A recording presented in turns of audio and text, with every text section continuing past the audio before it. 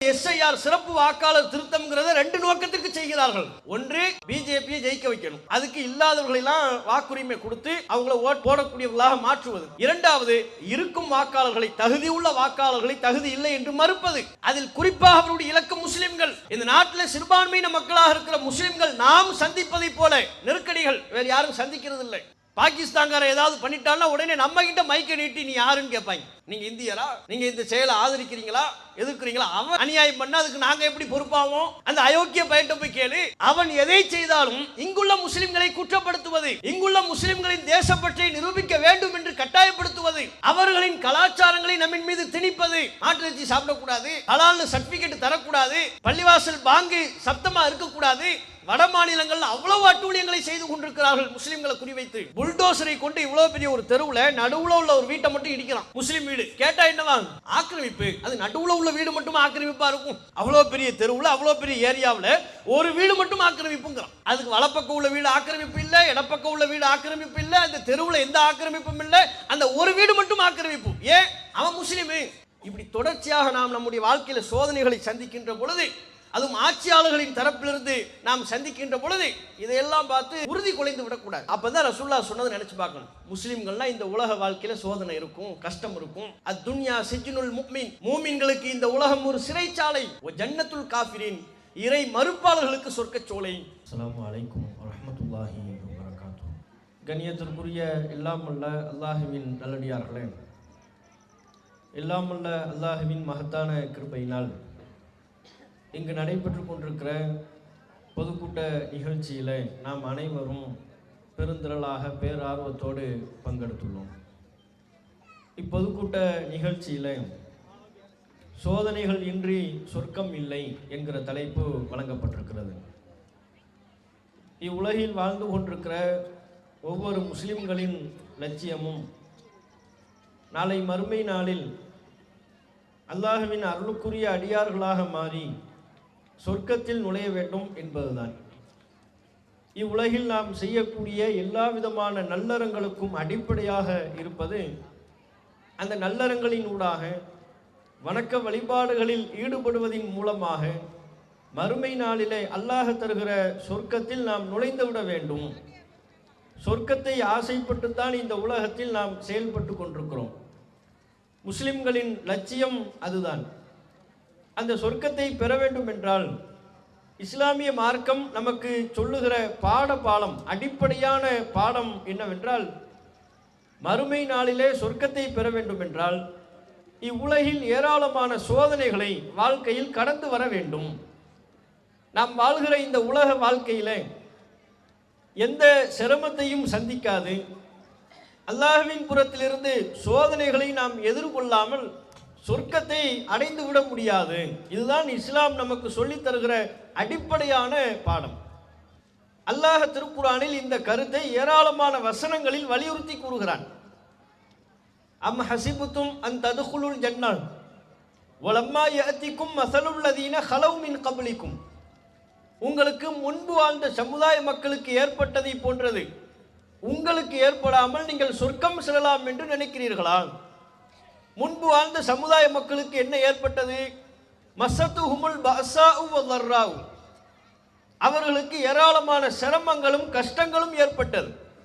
வஸுல்ஸிலு, கடுமையாக உழுக்கப்பட்டார்கள், ஆட்டுவிக்கப்பட்டார்கள். சோதனையின் தாக்கம் அவர்கள் உழுக்கப்படும் அளவு இருந்தது. ஹத்தா யகூலர் ரசூல் வல்லதீன ஆமனு மஅஹு மதா நஸ்ருல்லாஹ், அவர்கள் சந்தித்த சோதனைகளின் விளைவாக தூதர்களும் தூதர்களை பின்பற்றிய மூமின்களும் சொன்னார்கள், அல்லாஹ்வுடைய உதவி எப்போதுதான் வரும்? இவ்வளவு சோதனைக்கு ஆளாக்கப்படுகிறோம், நம்முடைய வாழ்வில் இவ்வளவு துன்பங்களை நாம் அனுபவிக்கின்றோம், அல்லாஹ்வின் உதவி வராதா? அல்லது இறைவனின் உதவி எப்போது வரும் என்று ஏங்கும் அளவிற்கு, சொல்லும் அளவிற்கு அவர்கள் உழுக்கப்பட்டார்கள். அத்தகைய உங்களுக்கு முன்பு வாழ்ந்த சமுதாய மக்களுக்கு ஏற்பட்டதை போன்ற துன்பங்களும் சோதனைகளும் உங்கள் வாழ்வில் சந்திக்காமல் நீங்கள் சொர்க்கம் போகலாம் என்று நினைக்கிறீர்களா? அல்லாஹ் ரப்புல் ஆலமீன் திருக்குர்ஆனில் இந்த கருத்தை வலியுறுத்துகிறான். யாரை நோக்கி அல்லாஹ் இந்த வசனத்தில் உரையாடுகிறான்? நபிகள் நாயகம் ஸல்லல்லாஹு அலைஹி வஸல்லம் அவர்களை நோக்கி. அவர்களோடு இந்த கொள்கையில் பயணித்த நபித்தோழர்களை நோக்கி அந்த காலகட்டத்தில் மக்காவில் இஸ்லாமிய கொள்கையை ஏற்றுக்கொண்டதற்காக ஓரிரை கொள்கையின்படி செயல்படுவதற்காக ஏராளமான துன்பங்களை அவர்கள் தங்களுடைய வாழ்வில் எதிர்கொள்ள வேண்டியது இருந்தது. பல அடக்குமுறைகளை சந்திக்க வேண்டியது இருந்தது. வார்த்தைகளால் விவரிக்க முடியாத சோதனைகளுக்கு அவர்கள் ஆட்படுத்தப்பட்டார்கள். அப்போது மக்கள் மத்தியில் சில தடுமாற்றம் ஏற்பட்ட பொழுது அல்லாஹ் ரப்பல் ஆலமீன் சொல்கிறான், நீங்கள் சொர்க்கம் செல்ல வேண்டும் என்று தானே விரும்புகிறீர்கள்? அந்த சொர்க்கத்தில் நுழைய வேண்டும் என்றால் உங்களுக்கு சோதனைகள் வரத்தான் செய்யும். உங்களுக்கு முன்பு அந்த சமுதாய மக்களையும் நாம் அப்படித்தான் சோதித்தோம். சோதனைகளை கொடுத்து அவர்களை தரப்படுத்தி அவர்களுடைய அந்தஸ்தை உயர்த்தி ஈமானிய உறுதியை வெளிப்படுத்தி அதன் மூலம்தான் அந்த சோதனைகளின் மூலமாகத்தான் அவர்கள் சொர்க்கத்தை பெறுகிறார்கள் என்கிற கருத்தை அல்லாஹ் அழுத்தம் திருத்தமாக சொல்லித் தருகிறான். அப்ப முஸ்லிம்கள் முதலாவதாக புரிந்து கொள்ள வேண்டும், நாம் நம்முடைய வாழ்வில் இந்த உலக வாழ்க்கை பயணத்தில் சோதனைகள் என்பது ஒரு முஸ்லிமை பொறுத்தவரை தவிர்க்கவே முடியாதவை. சோதனைகளை தவிர்த்து இந்த உலகத்தில் நம்மால் வாழ முடியாது. சோதனைகளை என்றேனும் ஒரு நாள் எந்த வடிவத்தில் இருந்தாலும் அவற்றை நாம் எதிர்கொண்டே ஆக வேண்டும். அது பொருளாதார சோதனையாக இருக்கலாம், குடும்ப உறுப்பினர்களின் இழப்பாக மரணமாக இருக்கலாம், சொந்த பந்தங்களின் எதிர்ப்பாக இருக்கலாம், ஊர் மக்களின் பகையாக இருக்கலாம், இந்த உலகத்தில் நமக்கு கிடைக்கக்கூடிய நன்மைகளை இழப்பவற்றையாக இருக்கலாம். ஏதோ ஒரு வடிவில் அல்லாஹ் நம்மை சோதிப்பான். அல்லாஹ் திருக்குர்ஆனில் சொல்கிறான், வலநபுலுவன்னக்கும் பிஷைஇம் மினல் கௌஃப் வல்ஜூஇ வநக்ஸிம் மினல் அம்வாலி வல் அன்ஃபுஸி வஸ்ஸமராத் வபஷ்ஷிரிஸ் சாபிரீன். அல்லாஹ் திருக்குர்ஆனில் சொல்கிறான், உங்களை நாம் சோதிப்போம். எப்படி சோதிப்போம்? பொருளாதாரத்தில் குறைவை ஏற்படுத்தி சோதிப்போம், அச்சத்தை பயத்தை வழங்கி நாம் சோதிப்போம், உயிர் சேதத்தை ஏற்படுத்தி நாம் சோதிப்போம். மரணத்தின் மூலம் நம்முடைய மரணம், நமக்கு விருப்பமானவர்களின் மரணம், அந்த மரணத்தின் மூலம் நாம் சோதிப்போம். உங்களுடைய விளைச்சல், அந்த காலகட்டத்தில் விவசாயம் செய்கின்ற பொழுது அந்த விளைச்சலில் சேதத்தை ஏற்படுத்தி உங்களை நாம் சோதிப்போம். அப்போ பொருளாதார சோதனை, உயிர் சோதனை, எல்லா வகையிலும் உங்களை நாம் சோதிப்போம். வபஷ்ஷிரிஸ் சாபிரீன். நபிகள் நாயகத்தை நோக்கி அல்லாஹ் சொல்கிறான், நபியே, அந்த சோதனைகளில் உறுதியாக இருந்த பொறுமைசாலிகளுக்கு நற்செய்தி சொல்வீராக. அந்த உறுதியாக இருந்தவர்கள் சோதனைகளை எப்படி எதிர்கொண்டார்கள்? அல்லதீன இதா அஸாபத்துஹும் முஸீபா, அவர்களுக்கு ஏதேனும் ஒரு துன்பம் ஏற்படும் பொழுது காலூ இன்னா லில்லாஹி வ இன்னா இலைஹி ராஜிஊன், நாங்கள் அல்லாஹ்விற்கே உரியவர்கள், அவனிடமே திரும்பி செல்லவிருக்கிறோம் என்று சொன்னார்கள். இவர்கள் தான் உறுதியானவர்கள். சோதனையை தம்முடைய வாழ்வில் உறுதியாக எதிர்கொண்டவர்களின் பண்பு எப்படி இருக்குமாம்? ஒரு சோதனை அவர்களை தாக்குகின்ற பொழுது அது பொருளாதார வடிவத்திலோ மரணத்தின் மூலமோ எதிர்ப்புகளின் வாயிலாகவோ அடக்குமுறையின் மூலமாகவோ எப்படி இருந்தாலும் சரி, எப்படி எந்த வடிவத்தில் எந்த ரூபத்தில் சோதனை வந்தாலும் அதில் உறுதியாக இருப்பவர்கள் சொல்வார்களாம், இன்னா லில்லாஹி, நாம் அல்லாஹ்விற்குரியவர்கள், வ இன்னா இலைஹி ராஜிஊன், அல்லாஹ்விடமே நாம் திரும்பி செல்லவிருக்கிறோம். இந்த சோதனை எம்மாத்திரம், இதன் மூலம் என்னுடைய ஈமானின் உறுதி குலைந்து விடுமா? இதனால் நான் அல்லாஹ் மீது கொண்டிருக்கிற பற்றி சீர்குலைந்து விடுமா? என்னுடைய ஈமானில், என்னுடைய இறை நம்பிக்கையில் இது எந்தவித தாக்கத்தையும் ஏற்படுத்தாது. நாமே அல்லாஹ்விற்குரியவர்கள், அல்லாஹ்விடமே நாம் திரும்பி செல்லவிருக்கிறோம் என்று சொல்வார்கள். மூமின்கள் சோதனைகளை எதிர்கொள்ளக்கூடிய விதம் இதுதான். ஆனால் இந்த வார்த்தையை கூட நாம் எதற்கு பயன்படுத்துகிறோம்? அது நமக்கு உணர்த்தக்கூடிய கருத்தை புரிந்து கொள்ளாமல், அந்த வார்த்தை, அந்த வசனத்தின் மூலம் அல்லாஹ் நமக்கு சொல்லுகிற ஆழமான கருத்தை உள்வாங்காமல் ஒரு சடங்காக சம்பிரதாயமாக சொல்லிக் கொள்கிறோம். இன்னா லில்லாஹி வ இன்னா இலைஹி ராஜிஊன். இது அதிகமாக நம்ம பயன்படுத்துறது ரெண்டே இடத்துல தான். ஒன்று கரண்ட் போயிடுச்சுன்னு வைங்க, இன்னா லில்லாஹி வ இன்னா இலைஹி ராஜிஊன் சொல்லிடுவார், சொல்லிட்டு திட்டுவார் ஈபி காரன். இவனுக்கு இதே வேலை, இந்த ஊரை விட்டு போகலான்னு சொன்ன கேட்டீங்களா? எப்ப பாரு இந்த ஈபி காரன், இவனுக்கு வேற வேலையே இல்லையா, கரண்ட போய்கிட்டே இருக்கணுமா? இன்னா லில்லாஹி சொல்லிட்டு அவனுக்கு ஒரு 3 திட்டு. கரண்ட் போகும்போது இதை நம்ம தவறாம சொல்லிடுவோம். ஒன்று. ரெண்டாவது, மௌத்து செய்தி, மரண செய்தி நமக்கு சொல்லப்பட்டால், பள்ளிவாசல்ல அறிவிப்பு செய்யப்பட்டால், வாட்ஸ்அப்ல பார்த்தோம்னா மெசேஜ், அல்லது நமக்கு போன் வழியா யாராவது சொன்னாங்கன்னா இன்னா லில்லாஹி வ இன்னா இலைஹி ராஜிஊன், அவர் எப்படி போனாரு, இன்னாலில்லாஹி சொல்லிடுவோம். நல்ல வாழக்கூடிய வயசாச்சு, நல்லா தானே இருந்தாரு, மனுஷன் கல்லு மாதிரி இருந்தாரு, எப்படி போனாரு இப்படின்னு அந்த விசாரணைகளுக்குள்ள போயிடும். அந்த நேரங்களில் பொருத்தமான நேரத்தில் தான் நாம் சொல்லுகிறோம். நாம் எதிர்பார்க்காமல் இருக்கின்ற பொழுது ஒரு துன்பம் நம்மை வந்து தாக்குகின்றது. கரண்ட் போகும்னு எதிர்பார்க்கல, திடீர்னு கரண்ட் போகுது, ஒரு அதிர்ச்சிக்கு உள்ளாகிறோம். சின்ன அதிர்ச்சி, ஒரு அதிர்வு. அவர் மரணித்திருப்பார் அல்லது அவர் மரணத்தை அடைந்து விட்டார் என்பதை நம்மால் ஏற்றுக்கொள்ள முடியவில்லை. திடீரென்று ஒரு மரண செய்தி, அந்த அதிர்ச்சியில் இன்னா லில்லாஹி வ இன்னா இலைஹி ராஜிஊன் சொல்லுகிறோம், கரெக்ட். ஆனால் அந்த வசனம் நமக்கு சொல்லக்கூடிய கருத்தை உள்வாங்கி கொண்டோமா? வாழ்க்கையில, இந்த உலக வாழ்க்கையின் பயணத்தில் மூமின்களுக்கு சோதனைகள் எப்போதும் வரும். அந்த சோதனைகளை கண்டு துவண்டு விடக்கூடாது, சோர்வடைந்து விடக்கூடாது. நாமே அல்லாஹ்விற்குரியவர்கள், நம்ம வாழ்க்கையில சோதனைகள் ஏற்படுவதில் என்ன வியப்பு? ஒரு நாள் இல்லை ஒரு நாள் நிச்சயம் நாம் அல்லாஹ்விடம் சென்றே தீர்வோம். அப்படி இருக்கின்ற பொழுது என்னுடைய வாழ்வில் பொருளாதார இழப்பு ஏற்படுவது எனக்கு ஒரு பெரிய விஷயம் இல்லை. என்னுடைய விருப்பத்திற்குரியவர்கள் மரணிப்பது இயல்பு. அல்லாஹ் என்னுடைய வாழ்க்கையில் ஏற்படுத்தியிருக்கிற சோதனையின் ஒரு அங்கம். அதனை நான் ஏற்றுக்கொள்கிறேன், பொறுத்துக் கொள்கிறேன் என்று சொல்லணும். திருக்குர்ஆன் நமக்கு கற்றுத்தருகிற எல்லா வரலாறுகளையும் நீங்கள் பாருங்கள். நபிமார்களின் வரலாறு, நல்லடியார்களின் வரலாறு, அவர்கள் அனைவர்களும் சோதனைக்கு ஆட்படுத்தப்படாமல் இருந்தார்களா? அவர்களுடைய வாழ்வை எந்த விதமான சோதனையும் சிரமத்தையும் சந்திக்காமல் சுகபோகமாக இந்த உலகத்தில் வாழ்ந்தார்களா? எந்த இறை தூதர் இந்த உலகத்தில் கஷ்டத்தை அனுபவிக்காம வாழ்ந்தார்? ஒரு இறை தூதர் இவர் கஷ்டத்தை அனுபவிக்கவே இல்லை, சொல்ல முடியுமா? எந்த நல்லடியார், அல்லாஹ்வுடைய திருப்தியை பெற்ற இறைவனின் அருளுக்குரிய காரியத்தில் ஈடுபட்ட எந்த ஒரு நபர் இந்த உலக வாழ்க்கையில கஷ்டங்களை அனுபவிக்காமல் இருந்தார்? எல்லா இறை தூதர்களும் எல்லா நல்லடியார்களும் இந்த உலக வாழ்க்கையில சிரமங்களை சந்தித்துத்தான் தங்களுடைய வாழ்க்கையை கழித்தார்கள். நபிகள் நாயகம் ஸல்லல்லாஹு அலைஹி வஸல்லம் அவர்களிடத்தில் கேட்கப்பட்டது. நபிகள் நாயகம் சொன்னாங்க, அம்பியான், இறை தூதர்கள் தான் தங்களுடைய வாழ்க்கையில மனிதர்களில் அதிகமான சோதனைகளை சந்தித்தவர்கள். அதற்கு பிறகு அடுத்த தரத்தில் உள்ளவர்கள், அதற்கு பிறகு அடுத்த தரத்தில் உள்ளவர்கள். அப்ப இந்த உலக வாழ்க்கையில இறை தூதர்கள் தான் மனிதர்களிலேயே அதிகமான சோதனைகளை சந்தித்தவர்கள். இறை தூதர்கள்னா யாரு? மனித சமூகத்தில் அல்லாஹ்வால் தேர்வு செய்யப்பட்டு இறைவனின் புறத்திலிருந்து இறை செய்தியை பற்றி அதை மக்களுக்கு வழங்குவதற்காக, எடுத்துரைப்பதற்காக இறைவனால் தேர்வு செய்யப்பட்ட இறை தூதர். அல்லாஹ் அவரை வழிநடத்துகிறார். அல்லாஹ்வுடைய திருப்திக்குரியவர், அல்லாஹ்வினுடைய அருளுக்குரியவர், அல்லாஹ்வின் மார்க்கத்தை பரப்புவதற்காகவே தங்களுடைய வாழ்வை அர்ப்பணித்தவர்கள். அவ்வளவு சிறந்த பணியில் ஈடுபட்டிருந்தும் கூட அவர்கள் அதிகமாக சோதனைக்கு ஆளாக்கப்பட்டிருக்கிறார்கள் என்று மார்க்கம் சொல்கிறது. அவ்வளவு சிறந்தவர்கள், சந்தேகமற இறைவனின் நேசத்தை பெற்றவர்கள், இறைவனின் நேசத்தை பெற்ற இறைவனின் அருளுக்கு பாத்தியப்பட்ட இறை தூதர்களே தங்களுடைய வாழ்க்கையில் அதிகமான சோதனைகளை சந்தித்திருக்கிறார்கள். அப்படின்னா நமக்கு சோதனை வராமல் இருக்குமா?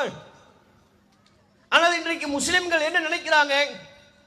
நாம் அல்லாஹ்வை நம்புறோம், பள்ளிவாசலுக்கு போறோம், ரமலானில் நோன்பு நோக்கிறோம், நம்முடைய பொருளாதாரத்திலிருந்து நம்மால் இயன்றதை தான தர்மம் செய்கிறோம், ஏராளமான நற்காரியங்களில் ஈடுபடுகிற நமக்கு அல்லது எனக்கு ஏன் இவ்வளவு சோதனைகள் அப்படின்னு ஒரு முஸ்லிம் நினைக்கிறார். ஆணோ பெண்ணோ அவங்க சிந்தனை எப்படி இருக்கிறது என்றால், நம்ம அல்லாஹ்வை தொழுகிறோம், அதனால் நமக்கு கஷ்டம் வரக்கூடாது. வேளை தொழுகிறோம், தவறாமல் ரமலான் மாதத்தில் நோன்பு வைக்கிறோம், எனக்கு ஏன் வாழ்க்கையில கஷ்டம் வருகிறது, சோதனை வருகிறது, எந்த சிரமமும் இருக்கக்கூடாது, எந்த துன்பமும் என்னுடைய வாழ்வில் நடக்கக்கூடாது என்று ஒரு முஸ்லிம் கருதுகிறார். ஒரு ஆணோ பெண்ணோ அவ்வாறு நினைக்கிறார்கள். அல்லாஹ்வை தொழுது வணங்கி அடிபடுகிற முஸ்லிமாக இருக்கிற எனக்கு ஏன் இவ்வளவு சோதனை? ஏனைய நபர்களை பார்க்கிறார்கள், பள்ளிவாசல் பக்கமே அவர் வருவதில்லை, அவர் நன்றாக இருக்கிறார். இவர் குர்ஆனை எடுத்து ஓத தெரியாது, இவர் நன்றாக இருக்கிறார். அந்த அம்மாவுக்கு இஸ்லாத்தை பத்தி ஒண்ணுமே தெரியாது, எந்த பயானுக்கு வந்ததில்லை, அந்த அம்மா நல்லா இருக்கிறார். நாம ஒழுங்கா இல்லையே? நம்ம வாழ்க்கையில ஏராளமான சிரமங்கள் இருக்கிறதே. நம்ம பிள்ளைக்கு திருமணமாகி பல வருடங்கள் ஆகிவிட்டது, இன்னும் குழந்தை இல்லை. என்னுடைய கணவருக்கு நல்ல வேலை இல்லை, என்னுடைய பிள்ளை சரியாக படிப்பதில்லை அல்லது படித்தும் சரியான வேலை இல்லை, என் குடும்பத்தில் உள்ள இந்த உறுப்பினருக்கு தீராத நோய் ஏற்பட்டு விட்டது, அந்த நோயின் மூலம் பல மன உளைச்சலுக்கும் கவலைக்கும் நாங்கள் ஆளாகி கொண்டிருக்கிறோம், சுற்றிலும் நம்முடைய வாழ்க்கையில் எவ்வளவு பெரிய சோதனைகள். இதோ சில மாதங்களுக்கு முன்பு நம்முடைய குடும்பத்தில் நெருக்கமான இவர் தவறிவிட்டார், மரணித்து விட்டார், என்னுடைய தந்தை தவறிவிட்டார், என்னுடைய தாய் தவறிவிட்டார், அல்லது என்னுடைய மகன் தவறிவிட்டார், ஏதோ ஒரு இறப்பு, அதன் மூலம் ஒரு சோதனை, மனவேதனை. அப்ப நம்மை சுற்றிலும் நடக்கூடிய நம்முடைய வாழ்வில் நடைபெறக்கூடிய சோதனைகளை பார்த்து கலக்கம் அடைகிறோம். என்ன கலக்கம்? ஏன் நமக்கு இவ்வளவு துன்பங்கள் ஏற்படுகிறது, ஏன் இவ்வளவு சோதனைகள் ஏற்படுகிறது? புரிந்து கொள்ள வேண்டும், நபிமார்களே சோதனைக்கு ஆளாக்கப்பட்டார்கள். நபிகள் நாயகம் ஸல்லல்லாஹு அலைஹி வஸல்லம் அவர்களின் வாழ்க்கையை நாம் பார்ப்போமேயானால் அல்லாஹ்வின் தூதருடைய வாழ்க்கை சோதனைகளால் நிரம்பியதாக இருந்தது. இன்றைக்கு நாம் என்னென்ன துன்பங்களை நம்முடைய வாழ்வில் பட்டியல் போடுகிறோமோ அவை அனைத்தையும் நபிகள் நாயகம் சந்தித்தார்கள். ரசூலுல்லாஹ் சந்திக்காமல் இல்லை, எல்லா துன்பங்களையும் நபிகள் நாயகம் சந்தித்தார்கள். நபிகள் நாயகம் சந்திக்காத வறுமையால் இன்னைக்கு நம்மள பலர் பெரிய துன்பம் சோதனைனா என்ன சோதனையை சொல்லுவோம்? பொருளாதார சோதனை. காசு பணம் இல்லைங்க, கடன், எதிர்பார்க்கிற அளவுக்கு பொருளாதாரம் இல்லை, எதிர்பார்க்கிற அளவுக்கு வீடு இல்லை, வசதி இல்லை, வாய்ப்புகள் இல்லை, பொருளாதாரம், அதை ஒட்டிய வறுமை சார்ந்த ஒன்றை ஒரு பெரிய சோதனையா நினைப்போம். ரசூலுல்லாஹ்வுக்கு வறுமை இல்லையா? அல்லாஹ்வின் தூதர் தம்முடைய இறுதி காலம் வரையிலையும் ஆரம்ப காலகட்டத்தில் செழிப்பா இருந்தாங்க.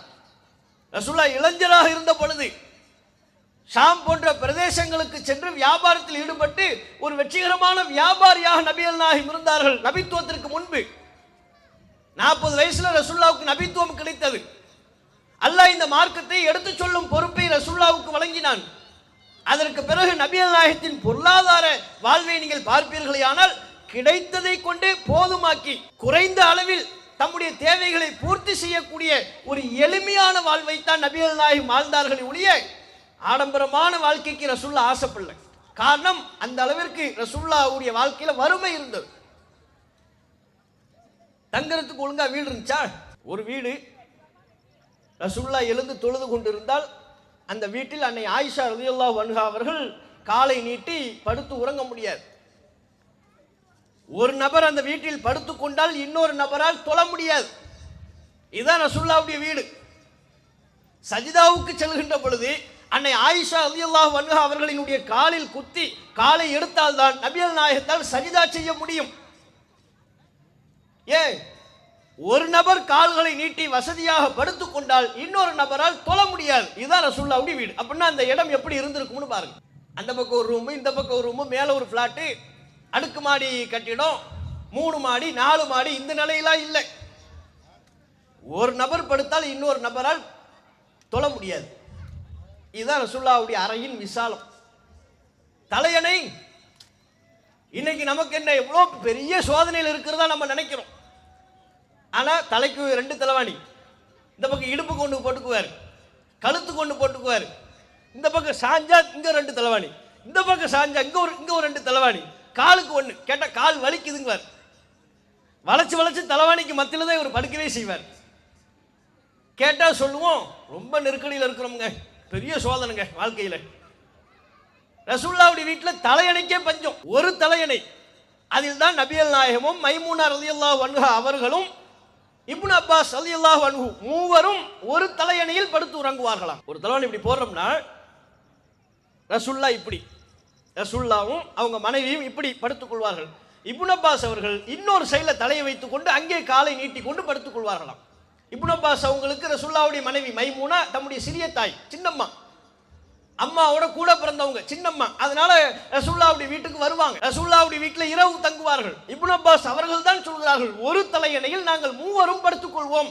தலையணை கிடையாது, ஒரு தலையணையில 3 பேர். விரிப்புகள் இருந்ததா, மெத்தைகள் இருந்ததா? கதவே சரியா இல்லைங்க, டோரே கிடையாது, பாய் தான் டோர்.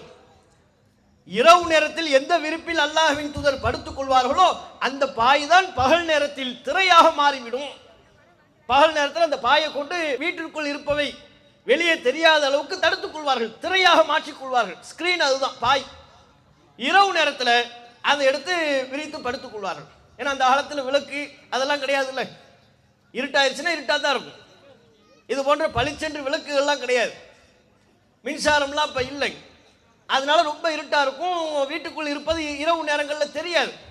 பாயை எடுத்துக்கொள்வார்கள், அந்த பாயில் படுப்பாங்க. பகல் நேரத்தில் வெளிச்சமாக இருக்கும் பொழுது அதை திரையாக பயன்படுத்தி கொள்வார்கள். பாய் கிடையாது, ஒழுங்கா விரிப்பு இல்லை. அந்த பாயில், கோரப்பாயில் தான் ரசூல்லா விரிப்பு இல்லாமல் படுத்து ஒரு நேரத்தில் முதுகில் தழும்பாக இருக்கும். உமர் அவர்கள் ரசூல்லாவுடைய மேனியை பார்த்துட்டு கேட்பாங்க, ரசூல்லா எனக்கு தேவையில்லைட்டாங்க, விரிப்பே இல்லை. சாப்பிட்றது வகை வகையா சாப்பிட்டாங்களா? சாப்பிடுவதற்கு பல நாட்கள் பேரித்தம்பழத்தையும் தண்ணீரையும் குடித்து காலத்தை கழிக்கக்கூடிய அளவிற்கு ரசூலுல்லாஹ்வுடைய வீட்டின் வறுமை நிலை இருந்தது, பொருளாதார நிலை இருந்தது. சாப்பிட்றதுக்கு வகை வகையா, இன்னைக்கு நம்ம சாப்பிட்ற மாதிரி வகை வகையான உணவுகள் இல்லை. காலையில் ஒரு உணவு சாப்பிட்றோம், மதிய ஒரு உணவு சாப்பிட்றோம், இரவு ஒரு உணவு சாப்பிட்றோம். இன்னைக்கு சாப்பிட்றது நாளைக்கு சாப்பிட்றது இல்லை, நாளைக்கு சாப்பிட்றது நாளை மறுநாள் சாப்பிட்றதுல மெனுவை மாற்றிக்கிட்டே இருக்கிறோம். வாரத்தில் ஒரு நாள் கறி, ஒரு நாள் மீன், ஒரு நாள் பீஃபு, ஒரு நாள் சிக்கனு, இப்படி ஓடிக்கிட்டு இருக்கு. வாரத்தில் ஒரு நாள் பிரியாணி இல்லைன்னா அவ்வளோதான். இந்த வாரம் பிரியாணி இல்லையா? அதையும் தாண்டி இப்போ உள்ள ட்ரெண்ட் என்ன, வீட்டில் சமைக்கிறதெல்லாம் இப்போ கிடையாது. வாரத்தில் ஒரு நாள் வெளியே போயிடணும், ஃபேமிலி, டோட்டல் ஃபேமிலி வெளியே போயிட வேண்டியது தான். எங்கேயாவது ஹோட்டலில் அங்கே போய் சாப்பிடுவோம், வகை வகையாக சாப்பிட்டுக்கிட்டு இருக்கிறோம். கேட்டால் ரொம்ப சோதனைங்க வாழ்க்கையில். யார் நம்ம இவ்வளவு அல்லாஹ்வுடைய அருளை அனுபவித்துக் கொண்டு நாம் நினைக்கிறோம், நாம் அல்லாஹ் என்ன சோதிக்கிறான், எப்படி ஒரு சோதனை. நபிகள் நாயகம் ஸல்லல்லாஹு அலைஹி வஸல்லம் அவர்களின் வீட்டில் அடுப்பெரியவில்லை, பல மாதங்கள் அடுப்பெரியவில்லை. பேரித்தம்பழத்தையும் தண்ணீரையும் குடித்து காலத்தை கழித்தார்கள். பகல் நேரத்தில் வீட்டுக்கு வருவாங்க, சாப்பிட ஏதாவது இருக்கான்னு மனைவிமார்கிட்ட கேட்பாங்க, இல்லையே எதுவுமே இல்லையே அப்படிங்குவாங்க. ரசூலுல்லாஹ் சொல்லுவாங்க, அப்படியா, அப்படி என்றால் நான் நோன்பு வைத்துக் கொள்கிறேன் என்று சொல்வார்கள். முழுக்க சாப்பிடல, சாப்பாடும் இல்லை, அதை நான் நோன்பாக வைத்துக் கொண்டால், அல்லாஹுக்கான ஒரு வணக்க வழிபாடாக மாற்றிவிட்டால் எனக்கு நன்மை கிடைத்து விடும் அல்லவா, நான் நோன்பு வைத்துக் கொள்கிறேன் என்று நபிகள் நாயகம் சொல்வார்கள். அப்படி ஒரு நிலை நமக்கு இருக்கா? வீட்டில் வந்து சாப்பிட என்ன இருக்கு, ஒண்ணுமே இல்லை அப்படிங்கிற சொல்ற நிலை நம்மள யாருடைய வீட்லயாவது இருக்கா? அந்த நபிகள் நாயகம் ஸல்லல்லாஹு அலைஹி வஸல்லம் உடைய வாழ்க்கையை நீங்கள் எடுத்து பார்ப்பீர்களானால் இன்றைக்கு நாம் சந்திக்கின்ற எல்லா விதமான, நாம் இருக்கின்ற நிலையை விட மோசமான நிலையில் நபிகள் நாயகம் இருந்தார். அனைத்து வித சோதனைகளின் உச்சக்கட்டத்தை நபிகள் நாயகம் அடைந்தார். இறுதி தருணத்தில் கூட ஆடைகள் இருந்துச்சு ரசூலுல்லாஹ்ட்ட, ஒழுங்கா வசதியா விரும்பிய ஆடைகளை அணிந்து கொள்ளக்கூடிய அளவுக்கு ஆடைகள் இருந்ததா? சூஸ் பண்ணி போடுற அளவுக்கு ட்ரெஸ் இருந்துச்சா ரசூலுல்லாஹ்வுக்கு? இன்னைக்கு இந்த ட்ரெஸ் போடுவோமா, நாளைக்கு அது, மறுநாள் இது, அப்படியா? ஒரு ட்ரெஸ் தான் இருந்துச்சு பல பேர்கிட்ட. ரசூலுல்லாஹ்விடத்திலே மிக குறைந்த ஆடைகள் தான் இருந்தது. சஹாபாக்கள்கிட்ட பலரிடத்துல ஒரே ஒரு ஆடை தான் இருந்தது, ரெண்டு ஆடை கிடையாது. அன்றைக்கு ரசூலுல்லாஹ் சந்தித்த கேள்வியே என்ன, நபித்தோழர்களின் தரப்பிலிருந்து, அல்லாஹ்வின் தூதரே ஒரே ட்ரெஸ்ல தொழுவலாமா, ஒரு ட்ரெஸ்லயே தொழுதுகிட்டு இருக்கிறோமே, ஒரு ஆடை தாங்க, ஒரு ட்ரெஸ் தாங்க, அந்த ஒரு ட்ரெஸ்லயே வருஷ கணக்கில் தொழுதுகிட்டு இருக்கிறாங்க. அதை நபிகள் நாயகத்திடம் கேள்வியாக முன்வைத்தார்கள், அல்லாஹ்வின் தூதரே ஒரு ஆடையிலேயே தொழுகலாமா? ரசூலுல்லாஹ் அதுக்கு பதிலே எப்படி சொன்னாங்க தெரியுமா? அவலி குல்லிக்கும் சௌபானி, உங்களில் ஒவ்வொருவருக்கும் இரண்டு ஆடைகள் இருப்பதை போல் பேசுகிறீர்களே, என்னமோ உங்களுக்கு எல்லாம் ரெண்டு ட்ரெஸ்ஸா இருக்கு, ஒரு ட்ரெஸ் தானப்பா இருக்கு, இருக்கிறதுல தானே நீங்க தொழுதாகணும், ஒரு ட்ரெஸ்லயே தொழுங்கன்னாங்க. உங்களில் எவருக்கு இரண்டு ஆடைகள் இருக்கிறது என்று கேள்வி எழுப்பினார்கள். அப்படி நிலை அன்றைக்கு இருந்தது.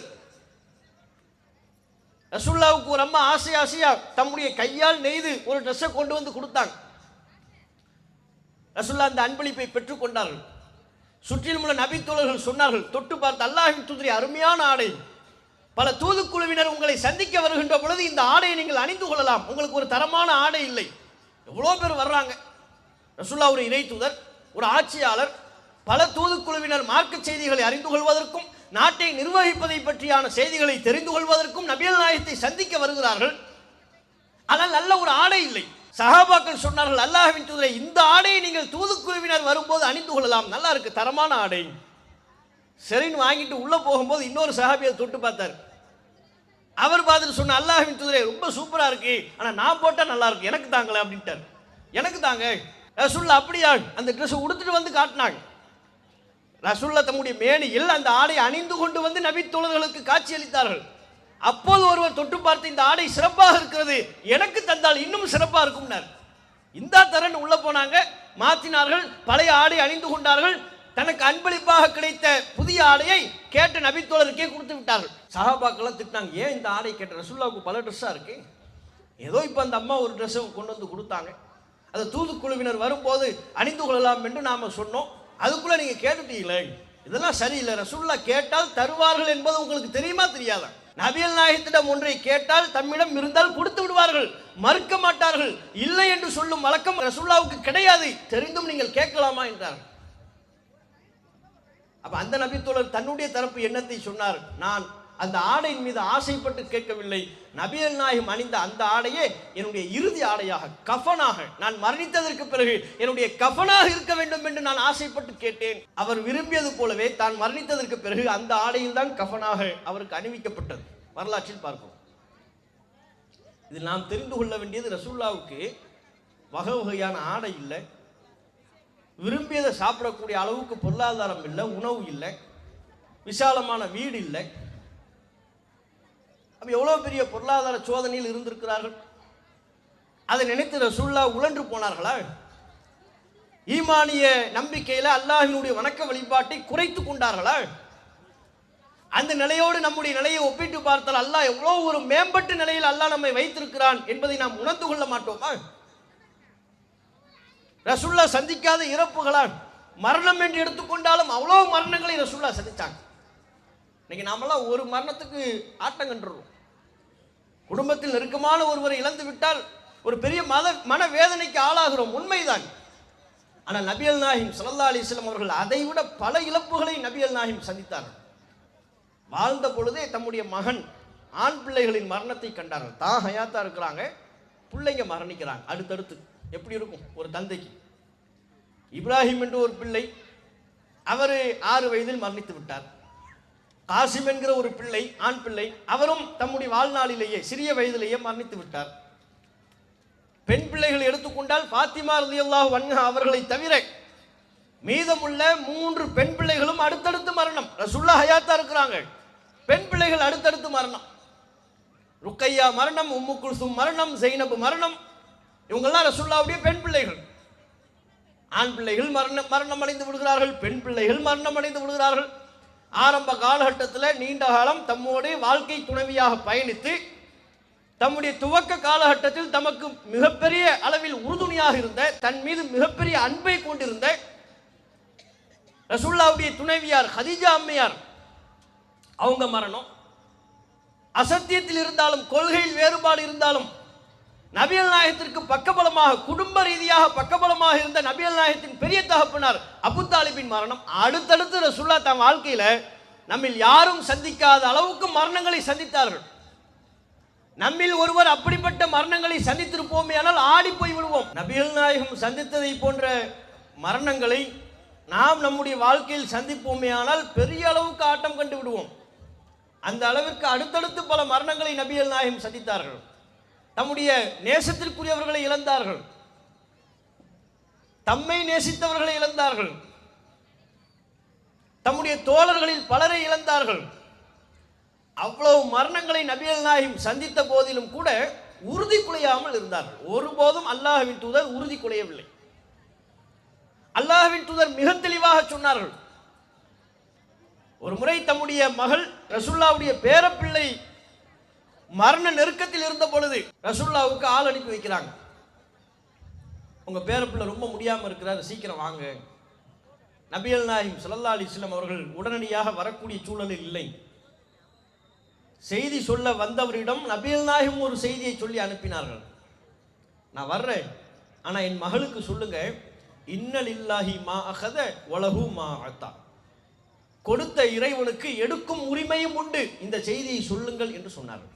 எப்பேற்பட்ட உறுதி, எவ்வளவு விசாலமான பார்வை! இந்த உலக வாழ்க்கையை பற்றி, இந்த உலக வாழ்க்கையில் நமக்கு ஏற்படுகிற சோதனைகளை பற்றி எவ்வளவு விசாலமான பார்வை நபிகள் நாயகத்துக்கு இருந்திருந்தால் இந்த வார்த்தையை சொல்லி தம்முடைய மகளுக்கு அறிவுரை சொல்லியிருப்பார்கள். கொடுத்த இறைவனுக்கு எடுக்கும் உரிமையும் உண்டு. யாரா இருந்தாலும் எதுவா இருந்தாலும் பொருளாதாரத்தை அல்லாஹ் தர்றானா, அதை எடுக்கிற உரிமை அல்லாஹ்வுக்கு இருக்கு. தந்தது யாரு? நீ கஷ்டப்படும் பொழுது, இல்லாமல் இருந்த பொழுது அல்லாஹ் தானே உனக்கு பொருளாதாரத்தை தந்தான். நீ ஒன்றுமில்லாத நிலையிலிருந்து உன்னை ஒரு தன்னிறைவு பெறக்கூடிய நிலைக்கு மாற்றியது யார்? அல்லாஹ் தானே. கொடுத்த இறைவனுக்கு தடுக்கும் உரிமையும் இருக்கிறது, எடுக்கும் உரிமையும் இருக்கிறது. அவன் நினைச்சா கொடுப்பான், அவன் நினைச்சா கொடுக்காம இருப்பான்.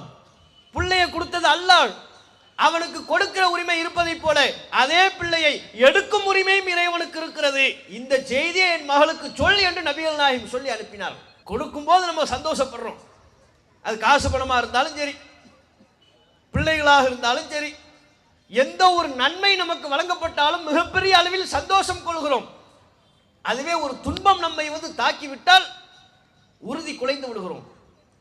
நம்முடைய ஈமானிய உறுதி, அல்லாஹ்வின் மீதான நாம் வைத்திருக்கக்கூடிய தவக்குல் குறைந்து இறைவன் பொருந்திக் கொள்ளாத வார்த்தைகளை கூட முஸ்லிம்களில் பலர் சொல்லிவிடுகிறார்கள்.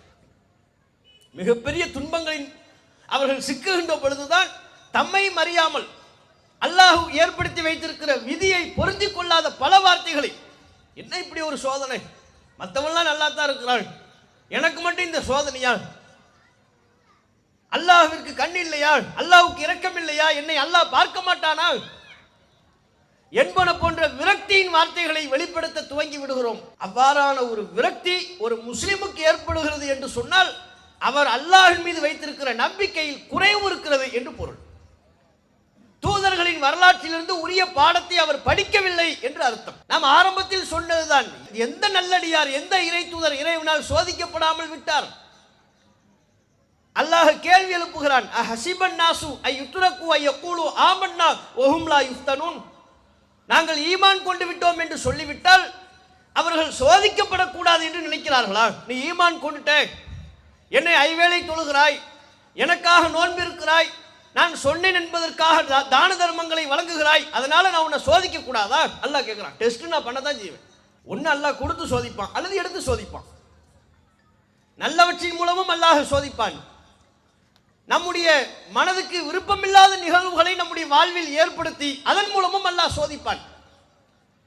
ஆனால் அல்லாஹ் சொல்ல வருவது, நீ ஈமான் கொண்டு விட்டாய் என்பதற்காகவே உன்னை நான் சோதிக்காம விடணுமா? அப்படி நீ நினைத்துக் கொண்டாயா? மூமின்கள் அவ்வாறு எண்ணிக்கொள்கிறார்களா?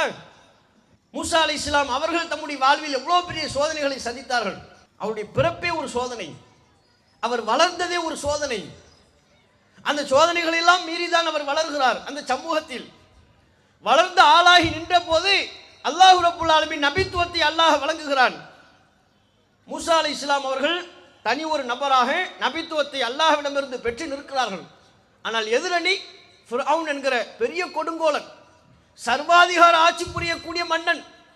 அந்த ஊரில் பிறக்கின்ற ஆண் குழந்தைகளை எல்லாம் ஈவு இரக்கமின்றி கொல்ல துணிகிற, கொன்று விடுகிற மிகப்பெரிய அநியாயக்கார கூட்டம். அவன் தான் மன்னனா இருக்கிறான், அவன் வச்சதுதான் சட்டம், அவனை கேட்கறதுக்கு ஆள் இல்லை. பெரிய படை அவனிடத்தில் இருக்கிறது, போர் வீரர்கள் அவனிடம் இருக்கிறார்கள். மூசா நபியிடத்தில் ஒன்றும் இல்லை ஈமானை தவிர. அல்லாஹ் சொல்கிறான், அவன்கிட்ட போய் பிரச்சாரம் பண்ணுங்க. தன்னை இறைவன் என்று சொல்கிறான். நீ இறைவன் அல்ல, வானத்தை படைத்து பூமியை படைத்து பரிபாலிக்கின்ற ஒரு இறைவன் இருக்கிறான். அந்த அல்லாஹ்வை தான் நாம் வணங்க வேண்டும் என்று சொல். அல்லாஹ் மூசா நபிக்கு உத்தரவிட்டான். மூசா அலைஹிஸ்ஸலாம் அவர்கள் சொன்னார்கள். அதே போல் ஃபிர்அவுன் மன்னன் என்கிற முறையில் அந்த ஊரில் பிறக்கின்ற ஆண் குழந்தைகளை கொன்று இஸ்ரவேல் சமூகத்தை அடிமைப்படுத்திக் கொண்டிருக்கிறான். இஸ்ரவேல் சமூகத்தை துன்புறுத்த கூடாது என்பதையும் சேர்த்து சொல்லுங்கள். அல்லாஹ் மூசா நபிக்கு சொல்ல சொல்கிறான். அவன்கிட்ட போய் சொல்லுங்க, அர்சில் மஅனா பனி இஸ்ராயில், இஸ்ரவேல் மக்களை எங்களோடு அனுப்பிவிடு, வலா துஅதிபுஹும், அவர்களை நீ துன்புறுத்தாதே, இதையும் சொல். மூசா நபி தன்னந்தனி ஒரு நபர். அல்லாஹ்விடம் தன்னுடைய சகோதரரை துணை நபியாக, தமக்கு சப்போர்ட்டா ஒரு நபியா என்னுடைய சகோதரரையும் ஆக்கி என்று அல்லாஹ்விடத்தில் கேட்டு இருவருமாக சென்றார்கள். யாருமே இல்லை. பெரிய மன்னனை எதிர்கொண்டார்கள். அதன் விளைவாக பல சோதனைகளுக்கு ஆட்படுத்தப்பட்டார்கள், பல்வேறு துன்பங்களுக்கு ஆளானார்கள். மூசா அலைஹிஸ்ஸலாம் அவர்களை நம்பிக்கை கொண்டவர்கள் சொற்ப எண்ணிக்கையில் இருந்தார்கள். ஃபிரௌனின் படை மிகப்பெரிய படையாக இருந்தது. ஒரு கட்டத்தில் மூசா அலைஹிஸ்ஸலாம் அவர்களை கொல்ல துணிந்து தம்முடைய படையை அனுப்பினான். ஃபிரௌனும் வந்தான். அல்லாஹ்வின் உதவி மூசா அலைஹிஸ்ஸலாம் அவர்களுக்கு ஏற்பட்டதா இல்லையா? கடல் குறுக்கிட்ட பொழுது கடல் பிளந்து அல்லாஹ் வழியை ஏற்படுத்தினான். மூசா அலைஹிஸ்ஸலாம் அவர்கள் காப்பாற்றப்பட்டார்கள், மோமின்கள் காப்பாற்றப்பட்டார்கள், ஃபிரௌன் அழிக்கப்பட்டான். இங்கே அந்த வரலாற்றிலிருந்து நாம் பெற வேண்டிய பாடம், நபி மூசா அலைஹிஸ்ஸலாம் அவர்களே தம்முடைய வாழ்வில் ஏராளமான துன்பங்கள், ஏராளமான சோதனைகளுக்கு ஆட்படுத்தப்பட்டார்கள். ஒரு இறை தூதர் அவரே சோதனையிலிருந்து தப்பவில்லை என்றால் நாம் எப்படி சோதனைகளிலிருந்து தப்புவோம்? இன்னைக்கு நம்ம வாழ்க்கையில் நடக்கிற சின்னஞ்சிறிய விஷயங்களுக்கெல்லாம் கூட அவற்றை உரிய விதத்தில் நாம் எடுத்துக்கொள்வது கிடையாது. ஒரு சின்ன பொருளாதாரத்தில் நஷ்டம் ஏற்பட்டு விட்டது என்று சொன்னால் அதற்கே பெரிய அளவுக்கு நாம் ஆட்டம் கண்டு விடுகிறோம். ஒரு நோய் ஏற்பட்டு விட்டது என்றால் அந்த நோய்க்காக பெரிய அளவில் நாம் ஆட்டம் கண்டு விடுகிறோம். அல்லாஹ்வுடைய விதியை நாம் மறுத்து அல்லது அல்லாஹ்வுடைய விதியை பொருந்திக் கொள்ளாமல் பேசிக் கொண்டிருக்கிறோம். சோதனைகளை எடுத்துக்கொள்ளக்கூடிய பக்குவமே நம்மிடத்தில் இல்லை. இன்றைய தலைமுறையினருக்கு அறவே இல்லை. ஆண்களா இருந்தாலும் பெண்களா இருந்தாலும் புதிய தலைமுறைகள் சோதனைகளை ஏற்றுக்கொள்வதற்கே தயாரா இல்லை. தோல்வியே வரக்கூடாது, எந்த தோல்வியும் வரக்கூடாது, நினைச்சதெல்லாம் நடக்கணும், விரும்பியதெல்லாம் கிடைக்கணும். வாழ்க்கையில கஷ்டம்னு ஒன்னவே நம்ம பார்த்துடக்கூடாது. மீறி அவ்வாறு கஷ்டம் ஏற்பட்டு விட்டால் அல்லாஹ் இருக்கிறானா இல்லையா, அல்லாஹ்வுக்கு இரக்கம் இல்லையா, நமக்கு அல்லாஹ் உதவி செய்ய மாட்டானா, அல்லாஹ்வுடைய கண்ணுக்கு நம்ம தெரியலையா? எப்ப நம்ம சோதனைகளின் போது அல்லாஹ்வை சார்ந்து நின்னோமா?